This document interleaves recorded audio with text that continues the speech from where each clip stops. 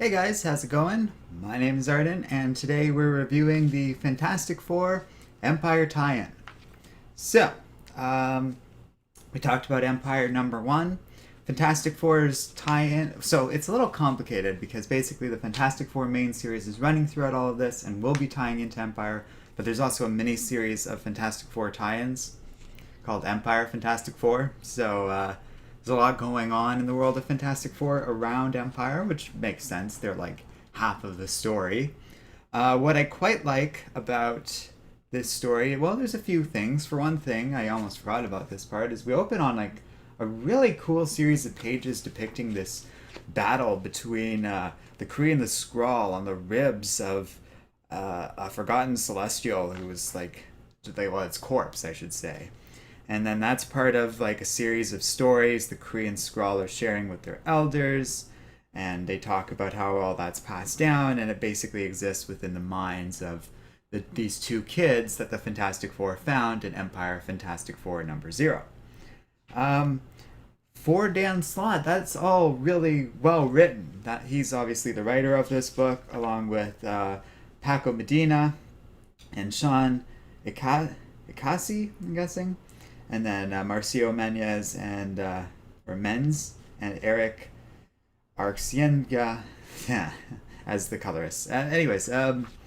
Slott did a good job with this. He normally writes in a very, I'd say, like Joss Whedon-y way, but he really gets into the culture of these aliens and how they view their millennia-long warfare with the like between the Kree and the Skrulls, and all that was done quite well. We then jump to a scene straight out of Empire number one, where the Fantastic Four are on that ship in the midst of the Kree Skrull fleet, and they tell Franklin and Valeria to take the Kree and Skrull kids they found and basically ship them off to Earth so they can be safe while all the events of Empire number one go down.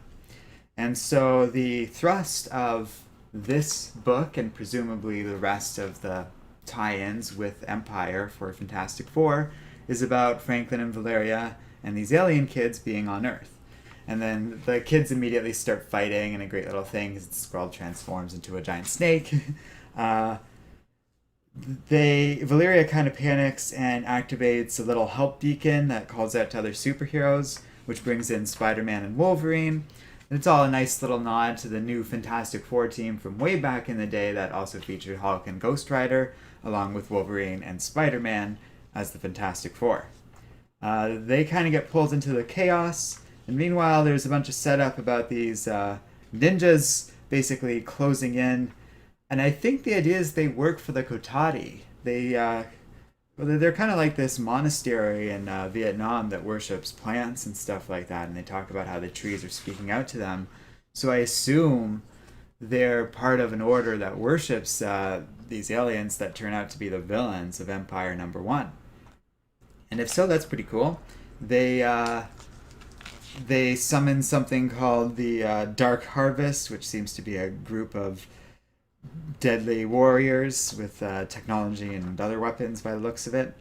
And while all of that's kind of circling around, Alicia and a friend of hers who's kind of new to all of this, who's like, I think one of the Squadron Supreme, if I understood that correctly, they're all kind of dealing with this, but Wolverine and Spider-Man just sort of sense the general danger of Dark Harvest, and Logan, recognizing the Skrull girl as a Skrull, just sort of lashes out at her when she lunges forward as a tiger because for some reason she recognizes Alicia, I'm guessing from some past Skrull adventure.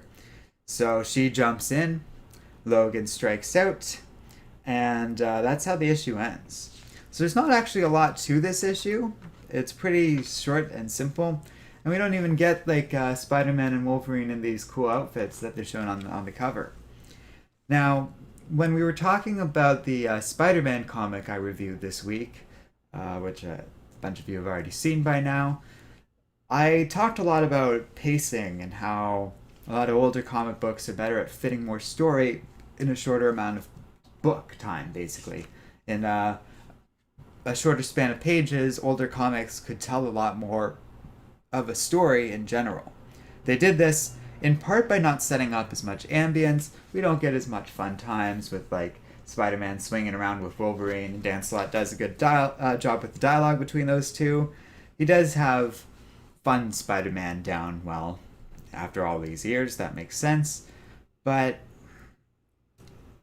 there, it feels like the fun promise of this book, getting this Fantastic Four team that doesn't have to be all the new Fantastic Four, would have been more fun. I would have liked to have seen Franklin and Valeria working with Spider-Man and Wolverine to fight the Dark Harvest, but it feels like we spent a whole issue setting that up, and then the rest of the tie-ins going to get into that stuff. And because of that, there really is no way I'm going to recommend this book. You could basically skip this whole issue and go right into the next one, and even then, I don't think I would recommend that because I suspect that like it's just going to drag things out. Now, looking at the next cover, we are going to bring in Ghost Rider and the Hulk, but I'm guessing that there's not going to be a lot of the fun of everyone teaming up and being part of this fun like group of Fantastic Four. It's going to be a lot of Dan Slott farting around and not really having them as a team be a thrust of a story. I like how this book is so well tied into the Empyre series, and it literally just picks up right off from a part of Empyre #1. That's pretty cool. It's a neat way to build in the tie-ins, and so far all the tie-ins have felt very related to everything we've seen so far. But beyond that, it does kind of feel like we're just like stretching things out. Dan Slott's doing his thing where he spends a lot of time in character moments and having little fun bits and setting things up without really having a meat to his story. And it's a very empty book on the whole. So to that end, I don't think I'd recommend it. It looks good. I really like Medina's artwork, and like I mentioned, I know him well, and Ikasi does a good job as well. It's a nice, colorful book too, that makes good use of its stuff. I like the chaos that these Korean Scrawl kids cause. That's natural to the characters as they've been set up, who have like the memory of all Korean Scrawl that have ever fought in the wars before. That's all interesting enough. But beyond that, it's a pretty standard book, and I don't think I'd recommend it. So thanks for watching this. We've had a lot of new comics this week, and people have seemed to enjoy these reviews, so we still have one more to go. And it's a big one, so to speak. Giant size X-Men Magneto #1. Now, I'll get into my thoughts of it overall, but I will say I'd been looking forward to this book for a long time because I had ordered it months and months ago, and it finally has come after all the pandemic delays and stuff. So we'll get into that. Oh, I really messed up my hair in the process of talking. Whatever. I'll be back in a minute, and we'll talk about this shortly. So thanks for watching the stream, guys, and keep reading comics.